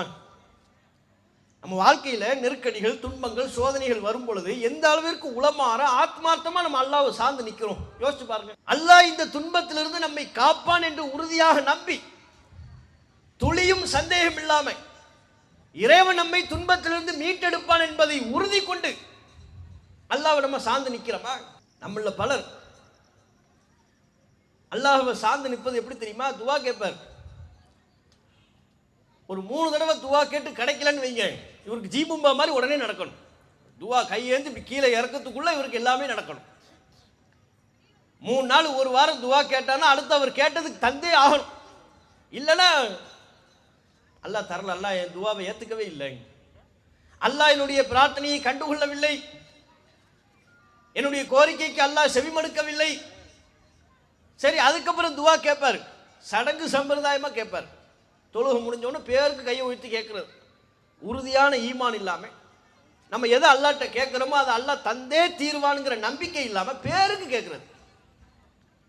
பேருக்கு கேட்டா எப்படி அல்லாஹ் தருவான்? கேட்கும் போதே இப்படி நம்பிக்கை என்னவா இருக்கும் தெரியுமா? நீ தந்தா தராட்டி போ, இப்படியான ஒரு போக்கில் கேட்டுக்கிட்டே இருக்கிறோம். அல்லாஹ் எங்க தர்றான்? சரி, அல்லாஹ் விரும்பினா தரட்டும், இல்லைனா இல்லை. உறுதியான ஈமான் இல்லாமல், தவக்குல் இல்லாமல், அல்லாஹ் நான் கேட்பது எனக்கு தந்தே தீர்வான் என்கிற உறுதிப்பாடு இல்லாமல் அல்லாஹ்ட்ட நம்ம கேட்கிறோம். அது நமக்கு ஏற்படுகிற துன்பங்களின் போதும் நம்முடைய பிரார்த்தனைகள் அப்படித்தான் இருக்கிறது. ஆனால் நீங்கள் இறை தூதர்களை பார்ப்பீர்களே, ஆனால் அவருடைய வாழ்க்கை வரலாற்றை பார்த்தால் எவ்வளவு பெரிய நெருக்கடிக்கு அவர்கள் தள்ளப்பட்டாலும், மிகப்பெரிய சோதனைகளை தம்முடைய வாழ்வில் அவர்கள் எதிர்கொண்டாலும் அல்லாஹ்வின் மீது நம்பிக்கை குறையாமல் இறைவா இந்த துன்பத்தை போக்கி என்று அல்லாஹ்வை முழுவதுமாக நம்பி கேட்டார்கள். எந்த இறை தூதரா இருந்தாலும். நபி யூனுஸ் அலைஹிஸ்ஸலாம் அவருடைய வாழ்க்கை வரலாற்றை பாருங்கள். அவர்களுக்கும் அல்லாஹ் ஒரு கட்டத்தில் ஒரு சோதனையை கொடுத்தான். நாமெல்லாம் கூட அந்த சோதனையை நம்ம சந்திக்கிறோம். நபி யூனுஸ் அலைஹிஸ்ஸலாம் அவர்கள் செய்த ஒரு தவறின் விளைவாக மீன் வயிற்றில் அல்லாஹ் தூக்கி போட்டான். மீன் வயிற்றில் அகப்பட்டுக் கொண்டார்கள். எத்தனை நாட்கள்? பல நாட்கள் அகப்பட்டுக் கொண்டார்கள். அது உண்மையிலே எவ்வளவு பெரிய சோதனை. மீன் வயிற்றில் அகப்படுறதுன்னா என்னங்க, டூர் போயிட்டு வர்றதா? உள்ளுக்குள்ள சாப்பாடு இருக்குமா? உயிர் வாழ்வோம் என்பதற்கு உத்தரவாதம் உண்டா? பெரிய அளவுக்கு ஒரு நெருக்கடி அல்லவா அது, சிரமம் அல்லவா அது? நம்மில் ஒருவர் ஒரு காட்டில் சிக்கிட்டோம், செல்போன் இல்லை, நம்ம குடும்பத்தார்கள் யாரும் இல்லை, துணைக்கு நண்பர்கள் இல்லை, ஒரு காட்டில் தன்னந்தனியா சிக்கிட்டோம்னா, அதுவும் குறிப்பிட்ட ஒரு அறைக்குள் நாம் சிக்கி கொண்டோம் என்றால் அது எவ்வளவு பெரிய நெருக்கடியாக, ஒரு துன்பமாக நமக்கு தெரியும். அதை விட பெரும் நெருக்கடி, பெரும் துன்பம் நபி யூனுஸ் அலைஹிஸ்ஸலாம் அவர்கள் மீன் வயிற்றில் அகப்பட்டுக் கொண்டது. அப்படி அகப்பட்ட பொழுது அது ஒரு சோதனை. அந்த சோதனையை அவங்க எப்படி எடுத்துக்கிட்டாங்க? அவ்வளவுதான், நம்ம வாழ்க்கை முடிஞ்சிருச்சு, அல்லாஹ் நம்ம வாழ்க்கையை நாசமாக்கிட்டான், இதுக்கப்புறம் நமக்கு வாழ்க்கையே இல்லை, இப்படி நினைத்தார்களா? அந்த சோதனையை எதிர்கொள்கிற விதம், ஒரு துன்பத்திற்கு உள்ளாக்கப்படும் போது, ஒரு நெருக்கடியில் தள்ளப்படும் பொழுது அல்லாஹ்வை நம்பி தொடர்ச்சியா கேட்டாங்க. அல்லாஹ் திருக்குர்ஆனில் சொல்கிறான், ஃபனாதா ஃபி துலுமாத்தி, இருள்களில் இருந்து கொண்டு அவர் அல்லாஹ்வை பிரார்த்தனை செய்தார். அல்லா இலாஹ இல்லா அன்த சுப்ஹானக இன்னி குன்து மினல் ஸாலிமீன், இறைவா உன்னை தவிர வேறு கடவுள் இல்லை, நீ தூயவன், நான் தவறளித்து விட்டேன், என்னுடைய தவறை மன்னித்து விடு இறைவா. தன்னுடைய தவறை உணர்ந்து அல்லாஹ்விடத்தில் பிரார்த்தனை செய்தார்.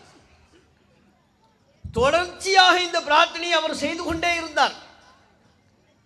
அல்லாஹ் சொல்கிறான், அந்த பிரார்த்தனையின் விளைவாக நபி யூனுஸ் அலைஹிஸ்ஸலாம் அவர்களை அல்லாஹ் காப்பாற்றி விடுகிறான்.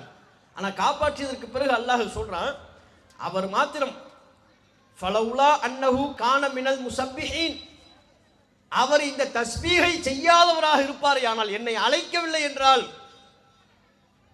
அந்த நெருக்கடியின் போது என்னை அவர் அழைத்து பிரார்த்தனை செய்யவில்லை என்றால், லலபிஸ ஃபீ பத்னிஹி இலா யௌமி யுபஅஸூன், மறுமை நாள் வரை மீன் வயிற்றிலேயே தான் அவர் அகப்பட்டிருப்பார். அல்லாஹ் சொல்றான், நான் கண்டுக்கவே மாட்டேன், என்னை கூப்பிட்டதுனால தான் நான் பார்த்தேன், என்னை அழைத்ததால் அவருடைய அழைப்புக்கு நான் பதிலளித்தேன், அவரை மீன் வயிற்றிலிருந்து காப்பாற்றினேன், அவருடைய துன்பத்தை நான் போக்கினேன், அவருக்கு ஏற்பட்ட சோதனையை, அவருக்கு நான் வழங்கிய சோதனையை அகற்றினேன். அவர் என்னை அழைத்திருக்காவிட்டால் மறுமை நாள் வரை மீன் வயிற்றிலேயே அவர் அகப்பட்டிருப்பார் என்று அல்லாஹ் ரப்புல் ஆலமீன் சொல்கிறார். ஒரு நபிக்கு அல்லாஹ் எப்படி சொல்றான் பார்த்தீங்களா? ஒரு நபியாகவே இருந்தாலும் சோதனை வரும், உரிய விதத்தில் எதிர்கொள்ளணும்.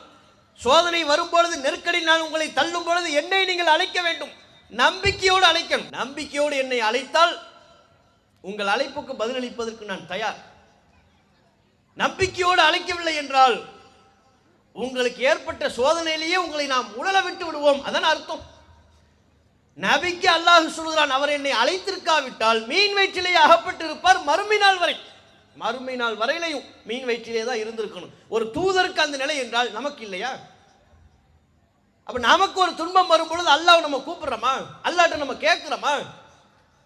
மனமுறிய அல்லாஹ்விடத்துல பிரார்த்தனை செய்யறோமா? நம்பி கேட்கிறோமா? இறைவா, இந்த துன்பத்திலிருந்து என்னை போக்காவிட்டால், இந்த சோதனையை, இந்த நெருக்கடி நீ அகற்றாவிட்டால் எனக்கு வேறு வழியே இல்லை, நீ அகற்றியே தீருவாய் இறைவா என்று நம்பி கேட்கிறோமா?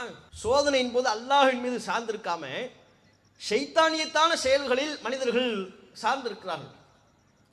நம்மள சில லூசுகள் இருக்கு, பார்த்திருக்கீங்களா? சோகம் வந்துருச்சுன்னு வைங்க, சோகப்பாட்டா கேட்டு அழுதுகிட்டு இருப்பாங்க. அவங்களா சோகப்பாட்டை கேட்டு அவங்களா அழுதுகிட்டு இருக்கிறது. கடந்த காலத்தில் அதுக்குன்னே தனி கேசட், சோகப்பாடல்கள், இன்ன பாடகர் பாடிய சோகப்பாடல்கள் அப்படின்னு தனியாக விற்பாங்க. ஒரு வீட்டுக்குள்ள இருப்பார், அந்த கேசட்டை போட்டுக்கிட்டு பாட்டை கேட்டு கேட்டு கண்ணீர் மழுக அழுதுகிட்டு இருப்பார். என்னையான்னு கேட்டால் அப்படி ஒன்றுமே இருக்காது. அவர் கண்ணீர் மழுக அழுகிறதுக்கு என்ன இருக்கும்னா ஒன்றும் இருக்காது, அவ்வளோ பெரிய துன்பமும் இருக்காது. சோகப்பாட்டை கேட்டு அவனே அழுகிறது. அப்போ சோகம் வந்தால் சோகப்பாட்டு கேட்கறது, துன்பம் வந்தால் சில பேர் முஸ்லீம்களில் கணிசமானவர்கள் அப்படி இல்லை. முஸ்லீம் அல்லாதவர்கள் எடுத்துக்கொண்டால் சோகம் துன்பம் வந்து விட்டால் உடனே மதுபானத்தை கையில் எடுத்து விடுவார்கள். அதை குடிச்சாதாங்க துன்பம் மறக்கும். மறந்துருச்சுன்னா சரியாயிருமா? மறுநாள் உடனே நினைவுக்கு வந்துருமே, மறுநாள் போய் குடிப்போம், அடுத்த நாள் நினைவுக்கு வருமே, அடுத்த நாளும் குடிப்போம். குடிச்சு குடிச்சு வாழ்க்கையை நாசமாக்குறது. சோகம் வந்துருச்சுன்னா மதுபானத்தை கையில் எடுத்து விடுகிறார்கள். இது ஒரு குரூப். இன்னும் ஒரு குரூப் இருக்கு. சோகம் வந்துருச்சுன்னு வைங்க, சிகரெட்டா அப்படி புகைய அறுத்து தள்ளிடுவார். சரி, குடிச்சு குடிச்சு உன் பிரச்சனைக்கு என்ன தீர்வை கண்டுபிடிச்சேன்?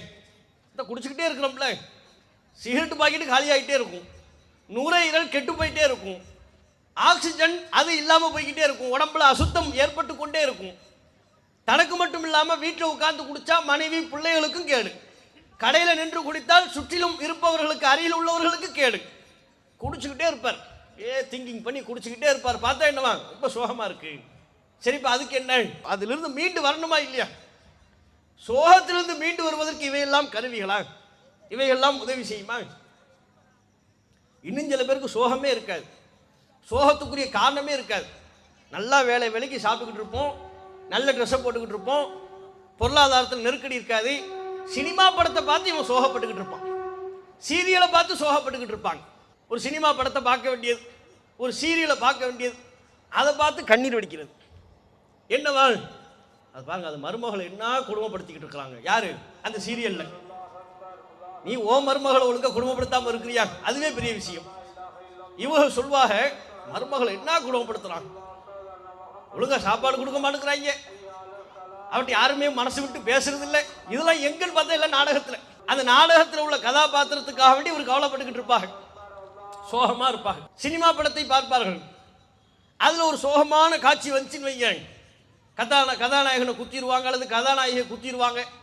அவன் செத்து போயிடுவான். செத்து போனமா நினைச்சு அவன் கோடி கோடியா பணம் வாங்கிட்டு இருப்பான். அது இந்த லூசுகளுக்கு தெரியாது. அநியாயமா கொண்டு விட்டாங்களே, அப்ப என்ன அநியாயமா கொண்டு விட்டாங்க இதை நினைச்சு கவலைப்பட்டுக்கிட்டு இருக்கிறது. இந்த சினிமா தியேட்டருக்கு போயிட்டு வர கிறுக்குகள்லாம் அப்படிதான் இருக்கும், பார்த்துருக்கீங்களா? சினிமா தியேட்டருக்கு போயிட்டு வருவாங்கல்ல, ரொம்ப என்னை மனசு நான் கலங்கழித்து விட்டேன், அப்படி ஆகிவிட்டது இப்படி ஆகிவிட்டது, எதை பத்தி பேசுறானே தெரியாது. இப்படி எல்லாமா லூசுகள் இருக்கிறாங்க. ஒரு சினிமா படத்தை பார்த்து, சீரியல்களை பார்த்து, நாடகங்களை பார்த்து, அப்ப இல்லாத சோகத்தை உருவாக்கி அதற்கு தவறான வழிகளை நாடுவது. நாம நல்லோர்களின் வரலாற்றை, குர்ஆன் நமக்கு சொல்லுகிற வரலாற்றை படித்திருப்போமே ஆனால், நபிகள் நாயகத்தின் வரலாற்றிலிருந்து உளப்பூர்வமான தாக்கத்தை நாம் பெற்றிருப்போமே ஆனால், எந்த சோதனையும் நம்மை ஒன்றும் செய்து விடாது. அது நம்முடைய வாழ்வில் இயல்பாக ஏற்படுகிற சோதனைகளாக இருந்தாலும் சரி, ஆட்சியாளர்களின் தரப்பிலிருந்து நமக்கு தரப்படுகிற நெருக்கடிகளாக இருந்தாலும் சரி. இன்றைக்குள்ள காலகட்டத்தில் முஸ்லிம்கள் என்றாலே ஆட்சியாளர்களின் தரப்பிலிருந்து பல்வேறு நெருக்கடிகளை சந்தித்திருக்கிறோம். உலகளாவிய அளவில் முஸ்லிம்கள் எங்கெல்லாம் சிறுபான்மையா இருக்கிறார்களோ அங்கெல்லாம் அவர்களுக்கு நெருக்கடி தான். இன்றைய உலக வரலாறு மட்டுமல்ல, இறை தூதர்களின் காலத்திலும் அதுதான் நிலை. மக்காவிலே நபிகள் நாயகமும் முஸ்லிம்களும் சிறுபான்மையாக இருந்த போது நிம்மதியாக வாழ முடிஞ்சா? மக்காவை விட்டு துரத்தி அடித்தார்கள், பல அப்பாவி முஸ்லிம்களை கொன்று குவித்தார்கள். எல்லா விதமான நெருக்கடிகளும் அவர்களுக்கு ஏற்பட்டது, அவங்க சிறுபான்மையா இருந்ததுனால. அல்லாஹ் அவங்களுடைய ஈமானிய உறுதி, அவ்வளவு துன்பத்திலையும் அல்லாஹின் மீது அவர்கள் கொண்டிருந்த ஈமானிய உறுதியின் வெளிப்பாடாக அல்லாஹ் அவங்களை நல்ல நிலைக்கு கொண்டு வந்தான். ஆட்சி அதிகாரத்தை அல்லாஹ் அவர்களுக்கு கொடுத்தார். அப்ப எல்லா இறை தூதர்களின் வரலாற்றிலையும் சரி, முஸ்லிம்கள் சிறுபான்மையாக இருந்த பொழுது அவங்க அடிக்கப்பட்டாங்க, துரத்தப்பட்டாங்க, நெருக்கடிக்கு உள்ளாக்கப்பட்டாங்க, கொல்லப்பட்டார்கள். பிலால் அவர்கள் சந்திக்காத துன்பமா? சுமையா ரலியல்லாஹு அன்ஹா அவர்கள் இந்த மார்க்கத்திற்காக முதலில் தம்முடைய உயிரை துறந்த உயிர் தியாகி அல்லவா? இந்த மார்க்கத்திற்காக உயிர் துறந்த முதல் தியாகி என்று சொன்னால் சுமையா ரலியல்லாஹு அன்ஹா அவர்கள் தான். இப்படி சிறுபான்மையாக இருக்கின்ற முஸ்லிம்கள் அந்தந்த காலகட்டத்தில் உள்ள மக்களின் தரப்பிலிருந்தும் ஆட்சியாளர்களின் புறத்திலிருந்தும் பல நெருக்கடிக்கு உள்ளாகுவார்கள். இந்தியாவிலையும் அதுதான் நடக்குது, உலகளாவிய அளவுலையும் அதுதான். பர்மாவில் ரோஹிங்கியா முஸ்லிம்கள் துரத்தப்பட்டாங்க, அகதியா ஆக்கப்பட்டாங்க, விரட்டி அடிக்கப்பட்டார்கள். உலகளாவிய அளவிலையும் ஏராளமான முஸ்லிம்கள் அகதிகளாக விரட்டப்பட்டார்கள், துரத்தி அடிக்கப்பட்டார்கள். இங்கேயும் முஸ்லிம்களுக்கு என்ன நடைபெறுகிறது? முஸ்லிம்னா அவனுடைய வீடுகளை புல்டோசரை கொண்டு இடிக்கிறாங்க. முஸ்லிம் என்றால் அவனுடைய குடியுரிமையை சந்தேகத்திற்கு உள்ளாக்குகிறார்கள். முஸ்லிம் என்றால் ஜெய் ஸ்ரீராம் என்று சொல் என்று கட்டாயப்படுத்துகிறார்கள். சொல்ல மறுத்தால் கொலை செய்கிறார்கள். ஒரு முஸ்லிம் ஆட்டிறைச்சியை கொண்டு சென்றால் அதற்காக வேண்டி அடித்து துன்புறுத்துகிறார்கள், கொலை செய்கிறார்கள். பெரியவர் சிறியவர் என்கிற பாரபட்சமே பார்ப்பதில்லை.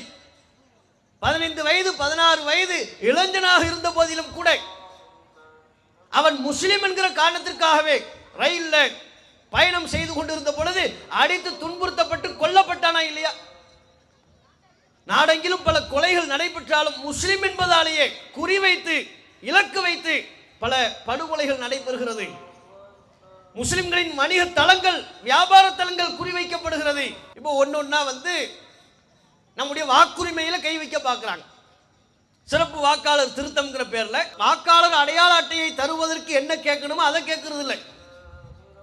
பொதுவா வாக்காளர் அடையாள அட்டையை ஒருவர் புதுசா பெறுவதாக இருந்தாலும், ஏற்கனவே பெற்றவர் மீண்டும் அதனை உறுதி செய்வதாக இருந்தாலும் ஆதார் கார்டு கொடுத்தா போதும், அல்லது ஓட்டர் ஐடி இருக்கும்ல, வாக்காளர் அடையாள அட்டை, அதை காட்டினா போதும். ஏற்கனவே இருப்பவர் அடையாள அட்டையை காட்டினா போதும், ஓட்டர் ரிசிப்ட் தந்துருவாங்க நமக்கு.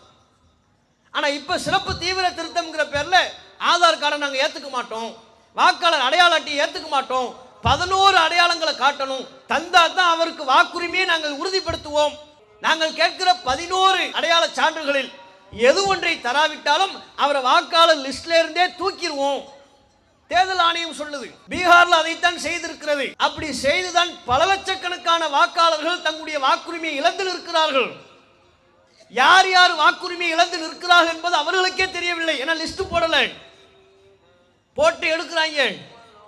லிஸ்ட கொடுங்கன்னு கேட்ட தரமாட்டோம் என்கிறார்கள், நீதிமன்றத்திலே தர முடியாது என்று சொல்லுகிறார்கள். அப்ப தேர்தல் ஆணையம் ஆளுகின்ற ஆட்சியாளர்களுக்கு ஏற்ப அராஜகத்தில் ஈடுபடுகிறார்கள். தங்களுக்கு வேண்டாதவர்களின் வாக்குரிமையை பறிக்கக்கூடிய நாசக்கார வேலையில் ஈடுபடுகிறார்கள். இதை பீகார்ல பண்ணிட்டாங்க. இனிமேதான் தேர்தல் இந்த அக்டோபர் அல்லது நவம்பர்ல அங்க தேர்தல் வரும், சட்டப்பேரவை தேர்தல். சிறப்பு தீவிர திருத்தத்தை நாங்க முடிச்சிட்டோம் அப்படின்னு சொல்லிட்டாங்க. 60 லட்சத்திற்கும் அதிகமானவர்கள் அவர்கள் தங்களுடைய வாக்காளர் என்கிற உரிமையை இழந்து நிற்கிறார்கள். யார் யாருங்கிறது இனிமேதான் தெரிய வரும். இது ஒரு பக்கமா. அதுக்கடையில தான் ராகுல் காந்தி பத்திரிகையாளர் சந்திப்பில் சொல்றாரு, இவங்க தேர்தல் ஆணையம் மிகப்பெரிய மோசடி, தில்லுமுள்ளு வேலையை பண்ணுது. ஆளும் ஆட்சியாளர்களுக்கு ஏற்ப, பாஜகவிற்கு ஏற்ப வாக்கு ரிசல்ட்டை மாத்துறாங்க. வேணும்னே பிஜேபியை ஜெயிக்க வைப்பதற்குரிய வேலைகளில் ஈடுபடுகிறார்கள். போலி முகவரியை கொடுக்கிறது, ஃபேக்கான அட்ரஸை கிரியேட் பண்றது, போட்டோவே இல்லாதவனுக்கு ஐடி கொடுக்கிறது. பெங்களூர்ல மகாதேவபுராங்கிற ஒரு தொகுதியை எடுத்து பார்த்திருக்கிறாங்க. அதுல மட்டும் கிட்டத்தட்ட 1 லட்சத்திற்கும் அதிகமான போலி வாக்காளர்களை வச்சு பிஜேபி ஜெயிக்க வைக்கிறது.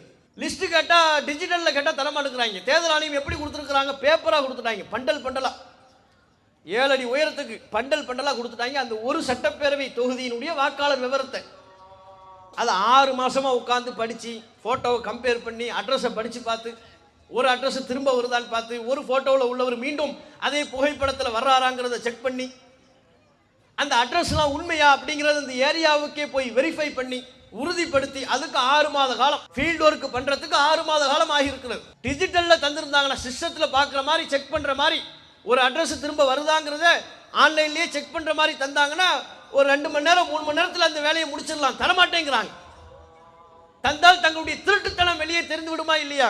அதனால செக் பண்ணி பார்த்தா 1 லட்சத்துக்கும் அதிகமான வாக்காளர்களை உள்ள நுழைச்சிருக்கிறாங்க. கர்நாடகாவில் ஒரு சட்டப்பேரவை, மகாதேவபுராங்கிற அந்த ஒரு சட்டப்பேரவை தொகுதியில் அந்த 1 லட்சமும் ஃபேக்கு. ஃபேக்குங்கிறது பல வகையில். அட்ரஸ் ஃபேக்கு, கொஞ்சம் பேருக்கு அட்ரஸ் கொடுக்குறாங்க. அட்ரஸில் போய் பார்த்தா அப்படி ஒரு அட்ரஸே இல்லை. அந்த அட்ரஸில் அவர்கள் யாருமே இல்லை, இவர்கள் சொல்லக்கூடிய நபர்கள் யாருமே இல்லை. இன்னும் சில பேர் வீட்டு அட்ரஸ் கொடுத்துருக்குறாங்க. பாருங்களேன், வினோதத்தை பாருங்க. வீட்டு அட்ரஸ் என்னவா? 0. வீட்டு அட்ரஸே 0. 0ன்னு யாருக்காவது வீட்டு அட்ரஸ் வருமா? நம்மள யாருக்காவது வீட்டு அட்ரஸ் 0 0ன்னு வருமா? 0 வீட்டு அட்ரஸ் என்ன? 0ங்க. 0 சொல்லி வீட்டு அட்ரஸ் கொடுத்தோம்னா அமேசான் நமக்கு டெலிவரி பண்ணுவானா? பிளிப்கார்ட் டெலிவரி பண்ணுவானா? ஆன்லைனில் எவனாவது நமக்கு கொண்டு வந்து டெலிவரி பண்ணுவாங்களா? ஒரு அமேசான், பிளிப்கார்ட் ஆன்லைனில் வியாபாரம் பண்ணுறவனே 0னா ஏற்றுக்க மாட்டான். தேர்தல் ஆணையம் ஏற்றுக்கொண்டு அவனுக்கு ஓட்டுரிமையை கொடுத்துருக்குறாங்க. வீட்டு அட்ரஸ் என்னவா? 0. 0ங்கிற வீட்டு அட்ரஸ் எங்க இருக்கு? நம்பர் ஏதாவது 1 2 3 15 15B 27A இப்படி தானுங்க இருக்கணும். 0ங்கிறது எப்படி வீட்டு அட்ரஸ் ஆகும்? 0ங்கிறது வீட்டு அட்ரஸ். இப்படி சில பேர் கொடுத்துருக்குறாங்க ஓட்டர் ஐடி. இன்னும் சில பேர் தகப்பனார் பேர் என்ன அப்படின்னா, தகப்பனார் பேர் TJAIFJQ இப்படி குண்டங்க மண்டங்க. சின்ன பிள்ளைங்க நம்ம செல்போனை வாங்கிட்டு தெரியாம யாருக்காவது வாட்ஸ்அப்ல மெசேஜ் அனுப்பி விட்டுருவாங்க தெரியுமா வீட்டில். அப்போ அவங்க அனுப்பின மெசேஜை பார்த்தீங்கன்னா ஒரு வரிசை கிரகத்திலே இருக்காது. ஏதாவது ABCDGF ஏதோ இருக்கும் எழுத்து. இதை தகப்பனார் பேர்னு ஒருத்தன் கொடுத்துருக்குறாங்க. இப்படி சில பேர் தகப்பனார் பேர், தந்தை பெயர் CJDIFGL இப்படி. இப்போ நம்மளாம் ஓட்டு போட போகும்போது எவ்வளோ டெஸ்ட் பண்ணுறீங்க? ஃபோட்டோ கரெக்டாக இருக்கான்னு பார்க்குறான், வீட்டு அட்ரஸ் கரெக்டாக இருக்கான்னு பார்க்குறான், ஸ்பெல்லிங்கில் ஒரு எழுத்து முன்பின்னாக மாற்றி விட்டால் கூட வாக்குச்சாவடியில் உள்ளே நுழைந்து வாக்கு செலுத்த முடியாது என்று திருப்பி அனுப்புகிறார்கள். இப்படியான அநியாயங்களை, அட்டூழியங்களை முஸ்லிம்கள், சிறுபான்மையின மக்கள் அல்லது தங்களுக்கு வேண்டாதவர்கள் என்று செய்ய வருகின்ற பொழுது, பெங்களூர்ல அந்த தொகுதியில் தந்தை பெயர் CJD எப்படி ஏதோ டெக்ஸ்ட் பண்ணியிருக்கிறான், அவனுக்கு எப்படி ஓட்டுரிமை கொடுத்தாங்க? அவனுக்கு ஓட்டுரிமை. இன்னும் சில பேர் வீட்டு முகவரியில் ஹேஷ்டாக் கொடுத்துருக்காங்க. ஹேஷ்டாக்னு ஒன்று கொடுப்பாங்கல்ல, செல்போனில் இருக்கு, பார்த்துருக்கீங்களா? ஹேஷ்டாக் அதான் வீட்டு அட்ரஸா? ஹேஷ்டாக்கே வீட்டு அட்ரஸுங்கிறாங்க. அவனுக்கு ஓட்டுரிமை. எவ்வளோ பெரிய ஃப்ராடுத்தனம், எவ்வளோ பெரிய ஃபோர்ஜரி. ஒரு தேர்தல் ஆணையம் இப்படிப்பட்ட ஃபோர்ஜரியை, ஒரு மோசடி வேலையை பண்ணும் என்று சொன்னால் ஜனநாயகத்திற்கு மதிப்பேது. அப்ப இவர்கள் இந்த SIR சிறப்பு வாக்காளர் திருத்தம்ங்கிறத 2 நோக்கத்திற்கு செய்கிறார்கள். ஒன்று, பிஜேபியை ஜெயிக்க வைக்கணும். அதுக்கு இல்லாதவர்களெல்லாம் வாக்குரிமை கொடுத்து அவங்கள ஓட்டு போடக்கூடியவர்களாக மாற்றுவது. இரண்டாவது, இருக்கும் வாக்காளர்களை, தகுதியுள்ள வாக்காளர்களை தகுதி இல்லை என்று மறுப்பது. அதில் குறிப்பாக அவருடைய இலக்கு முஸ்லிம்களை குறிவைத்து இது போன்று ஏராளமான இன்னல்களை தொடர்ச்சியாக கொடுத்து கொண்டே வருகிறார்கள். இந்த நாட்டில் சிறுபான்மையின மக்களாக இருக்கிற முஸ்லிம்கள் நாம் சந்திப்பதை போல நெருக்கடிகள் வேறு யாரும் சந்திக்கிறது இல்லை. ஏதாவது ஒரு நிகழ்வு நடந்து விட்டால் போதும், பாகிஸ்தான்கார ஏதாவது பண்ணிட்டான்னா உடனே நம்ம கிட்ட மைக்கை நீட்டி நீ யாருன்னு கேட்பாங்க.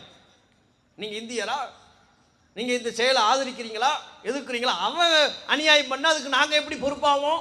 அந்த அயோக்கிய பையன்ட்ட போய் கேளு. அவன் எதை செய்தாலும் இங்குள்ள முஸ்லிம்களை குற்றப்படுத்துவது, இங்குள்ள முஸ்லிம்களின் தேசப்பற்றை நிரூபிக்க வேண்டும் என்று கட்டாயப்படுத்துவது, அவர்களின் கலாச்சாரங்களை நம்மின் மீது திணிப்பது, மாட்டிறைச்சி சாப்பிடக்கூடாது, ஹலால் சர்டிபிகேட் தரக்கூடாது, பள்ளிவாசல் பாங்கி சப்தமா இருக்கக்கூடாது. வட மாநிலங்கள் அவ்வளவு அட்டூழியங்களை செய்து கொண்டிருக்கிறார்கள் முஸ்லிம்களை குறிவைத்து. புல்டோசரை கொண்டு இவ்வளவு பெரிய ஒரு தெருவில் நடுவுல உள்ள ஒரு வீட்டை மட்டும் இடிக்கிறான், முஸ்லிம் வீடு. கேட்டா என்னவா? ஆக்கிரமிப்பு. அது நடுவுல உள்ள வீடு மட்டும் ஆக்கிரமிப்பா இருக்கும்? அவ்வளோ பெரிய தெருவில் அவ்வளோ பெரிய ஏரியாவில் ஒரு வீடு மட்டும் ஆக்கிரமிப்புங்கிறான். அதுக்கு வலப்பக்கம் உள்ள வீடு ஆக்கிரமிப்பு இல்லை, இடப்பக்கம் உள்ள வீடு ஆக்கிரமிப்பு இல்லை, அந்த தெருவில் எந்த ஆக்கிரமிப்பும் இல்லை, அந்த ஒரு வீடு மட்டும் ஆக்கிரமிப்பு. ஏன்? அவன் முஸ்லீமு, முஸ்லீம் வீட்டை இடிக்கணும், அதற்கு பொய்யான காரணங்களை சொல்லணும். இப்படி தொடர்ச்சியாக நாம் நம்முடைய வாழ்க்கையில் சோதனைகளை சந்திக்கின்ற பொழுது, அதுவும் ஆட்சியாளர்களின் தரப்பிலிருந்து நாம் சந்திக்கின்ற பொழுது இதையெல்லாம் பார்த்து உறுதி குலைந்து விடக்கூடாது. நம்ம அப்பதான் ரசூலுல்லாஹ் சொன்னதை நினைச்சு பார்க்கணும். முஸ்லிம்கள்னா இந்த உலக வாழ்க்கையில சோதனை இருக்கும், கஷ்டம் இருக்கும். அத்துன்யா சிஜ்னுல் முஃமின், மூமின்களுக்கு இந்த உலகம் ஒரு சிறைச்சாலை. ஒ ஜன்னத்துல் காஃபிரின், இறை மறுப்பாளர்களுக்கு சொர்க்கச்சோலை. இறை மறுப்பாளர்களுக்கு இந்த உலகத்தில் வேண்டுமானால் சுகபோகமாக வாழ்ந்து விடலாம், ஆனால் ஒரு முஸ்லிம் இந்த உலகத்தில் சுகபோகமாக வாழ முடியாது. சிரமங்களோடு தான் வாழ வேண்டும், நெருக்கடிகளோடு தான் வாழ வேண்டும், கஷ்டங்களோடு தான் வாழ வேண்டும். அந்த கஷ்டத்திலையும் அல்லாஹ்வை தொழுது அல்லாஹ்வுடைய உதவியின் மீது நம்பிக்கை வைத்து நாம் வாழ்வோமேயானால் இறைவனின் புறத்திலிருந்து நாம் எதிர்பாராத விதத்தில் நமக்கு உதவிகள் வந்து சேரும், நம்முடைய உள்ளம் உறுதியடையும். நபிகள் நாயகம் ஸல்லல்லாஹு அலைஹி வஸல்லம் அவர்கள் சொன்னார்கள், ஹுஜிபத்தின் நாரு பி ஷஹவாத், நரகம் மனோ இச்சைகளால் மூடப்பட்டிருக்கிறது. நரகத்தின் திரை மனோ இச்சைகள். எப்போது ஒரு நபர் தம்முடைய மனம் போன போக்கில் வாழ்ந்து கொண்டிருக்கிறாரோ, மன இச்சை எதையெல்லாம் செய்யும்படி தூண்டுகிறதோ அதற்கேற்ப தம்முடைய வாழ்வை அமைத்துக் கொண்டால் அவர் நரகத்தின் திரையை அகற்றுகிறார். இறுதியில் அவர் நரகத்திலேயே போய் விழக்கூடிய அபாயம் இருக்கிறது. அல்லாஹ் காப்பாற்றும். நபிகள் நாயகம் சொன்னார்கள், வ ஹுஜிபத்தில் ஜன்னத்து பில் மக்காரிஹ், சொர்க்கம் சிரமங்களால் மூடப்பட்டிருக்கிறது. ஒரு மனிதன் இந்த உலக வாழ்க்கையில் எவ்வளவுக்கு எவ்வளவு சிரமங்களை சந்திக்கின்றானோ அவன் சொர்க்கத்தின் திரையை அகற்றுகிறான். இந்த மார்க்கத்திற்காக கொண்ட கொள்கைக்காக நம்பிக்கையின் பேரில் அவர் ஏராளமான துன்பங்களை சோதனைகளை இந்த உலக வாழ்வில் சந்திக்கின்ற பொழுது சொர்க்கத்தின் திரையை அகற்றுகிறார். இறுதியில் அவர் சொர்க்கத்திற்குள்ளே நுழைகிறார், தான் சந்தித்த சோதனைகளை பொறுமையாக எடுத்துக்கொண்ட காரணத்தினால். ஆகவே இந்த உலக வாழ்வில் நமக்கு ஏற்படக்கூடிய சோதனைகள் எதுவாக இருந்தாலும், சிறியதோ பெரியதோ, காய்ச்சல் வந்தாலும் சரி, தலைவலி வந்தாலும் சரி, வியாபாரத்தில் நஷ்டம் என்றாலும் சரி, ஒரு மரணம் என்றாலும் சரி, நீண்ட காலம் நாம் விரும்பிய ஒரு காரியம் நடைபெறவில்லை என்றாலும் சரி, நம்முடைய குடும்பத்தில் நம்முடைய விருப்பம் போல் நாம் விரும்புவது போல் பல நிகழ்வுகள் நடைபெறவில்லை, நன்மைகள் நம்முடைய வாழ்வில் நடைபெறவில்லை என்று நாம் எண்ணிய ஒரு தருணங்களாக இருந்தாலும் சரி, அத்தனை துன்பங்களின் போதும் சோதனைகளின் போதும் அல்லாஹ்வை முழுமையாக சார்ந்த இறைவா இந்த துன்பத்தை போக்கு என்று அல்லாஹ்வை நம்பி நாம் பிரார்த்தனை செய்வோமையானால் அல்லாஹ் நம்முடைய துன்பத்தை போக்குவதற்கு தயாராக இருக்கிறான். நமக்கு நம்பிக்கை ஊட்டும் விதமாக அல்லாஹ் சொல்கிறான், இன்னமா அல் உஸ்ரி யுஸ்ரா, சிரமத்துடன் தான் லேஸ் இருக்கிறது. இந்த உலகத்தில் இன்னைக்கு நாம் சிரமப்படுறோம்னா நிச்சயம் இன்ஷா அல்லாஹ் ஒரு நாள் ஒன்று இந்த உலகத்திலே நமக்கு அல்லாஹ் இன்பத்தை தருவான், அல்லது மறுமையில் நிச்சயம் நாம் இன்பமாக இருப்பதற்குரிய ஒரு வாழ்க்கையை அல்லாஹ் நமக்கு தருவான். அத்தகைய நல்வாய்ப்பினை அல்லாஹ் ரப்புல் ஆலமீன் நம்ம அனைவருக்கும் தந்தருள்வானாக என்று கேட்டு என்னுடைய உரையை நிறைவு செய்து கொள்கிறேன். வாஹிரு தஅவானா அல்ஹம்துலில்லாஹி ரப்பில் ஆலமீன். அஸ்ஸலாமு அலைக்கும் வரஹ்மத்துல்லாஹி வபரகாத்துஹு. الله أكبر الله